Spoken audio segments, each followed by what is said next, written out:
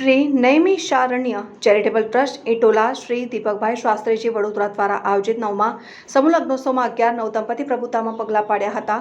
સંતો મહંતો સહિત આગેવાનો ઉપસ્થિત રહ્યા હતા. શ્રી નૈમિષારણ્ય ચેરિટેબલ ટ્રસ્ટ એટોલા તથા પરમ પૂજ્ય શ્રી ડોંગરેજી મહારાજના શિષ્ય તથા પ્રસિદ્ધ કથાકાર પરમ પૂજ્ય શ્રદ્ધેય શ્રી દીપકભાઈ શાસ્ત્રીજી વડોદરા વાળા દ્વારા આયોજિત 9મા સમૂહ લગ્નોત્સવમાં 11 દંપતીએ પ્રભુતામાં પગલાં પાડ્યા હતા. એટોલા આશ્રમ ખાતે યોજાયેલા સમૂહ લગ્નોત્સવમાં રીત રિસમો સાથે લગ્નોત્સવ યોજાયા હતા. સમૂહ લગ્નોત્સવમાં દીકરીઓને કરિયાવર પણ આપવામાં આવ્યું હતું. આ પ્રસંગે સમૂહ લગ્નોત્સવમાં કરિયાવર સહિત દાન આપનારા દાતાઓનું સન્માન સાથે મોમેન્ટો આપવામાં આવી હતી. આ પ્રસંગે તાજપુરા નારાયણ ધામમાં લઘુ મહંત નિશાંત બાબુ પણ ઉપસ્થિત રહ્યા હતા. પ્રસિદ્ધ કથાકાર શ્રી દીપકભાઈ શાસ્ત્રી અને દાતાઓ દ્વારા તમામ કન્યાઓને આશીર્વાદ સાથે ભેટ સ્વરૂપે અનેક ચીજ વસ્તુઓ પણ આપવામાં આવી હતી.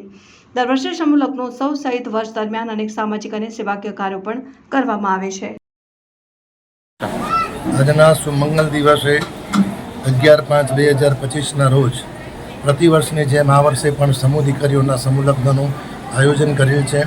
જેમાં 11 કન્યાદાન 11 દીકરીઓ જેનું કન્યાદાન કરવાનું છે.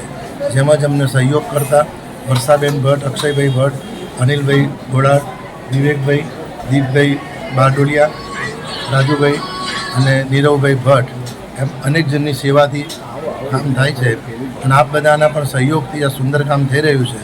તો પ્રભુને પ્રાર્થના કરીએ કે પરિવાર અને દીકરીઓનું મંગલ થાય અને આપના આશીર્વાદથી પણ પ્રતિ વર્ષે આવા સત્કાર્યમાં આપનો સહયોગ રહે એ જ પ્રભુને પ્રાર્થના.